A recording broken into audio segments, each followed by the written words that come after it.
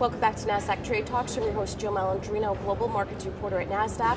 We'll be coming to you live from Inside ETFs in Hollywood, Florida. Joining me for this segment, we have Hector McNeil. He is the co-founder and CEO of Han ETF.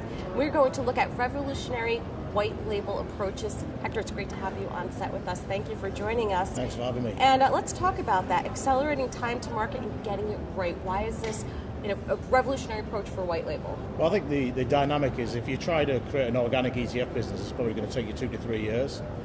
And we can actually, if somebody works with us, we can have a fund out in 12 weeks. So obviously there's a huge time saving in terms of getting your strategies out to market and not being second to market. So having a 12-week period versus 3 years is dramatic. How is it you can do it that quick? Well, we built all the spades and shovels you need to actually create an ETF business. So you have to replicate that yourself if you do it organically. So what we're really doing is creating those pipes and that plumbing that makes it much easier to get out to market. And this allows you to focus on investing. Correct, yeah. So we believe the IP sits with a product asset manager, and we look after all the mechanics behind all that.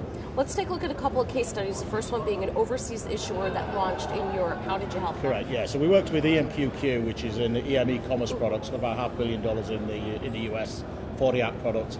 We took exactly the same strategy, ran it through the UCITS rules in Dublin, and we had that product out in 12 weeks. And we had that listed exactly the same, but under a different wrapper that European investors could then buy. Mm-hmm. And then also if you look at a second case study, a traditional asset manager debuting in the ETF space. Yeah, so these guys, Ginsberg Global, they had never been in the ETF space before. They didn't have that DNA and expertise. And we got two strategies we both liked. We worked with them, and then we created these businesses from scratch. So they were looking at a way to actually future-proof their business, move from the mutual fund space into the ETF space, and we provide a really coherent, cost-efficient, and time-efficient manner. So, you have to understand everything that happens from back office to the different global regulations within the ETF space.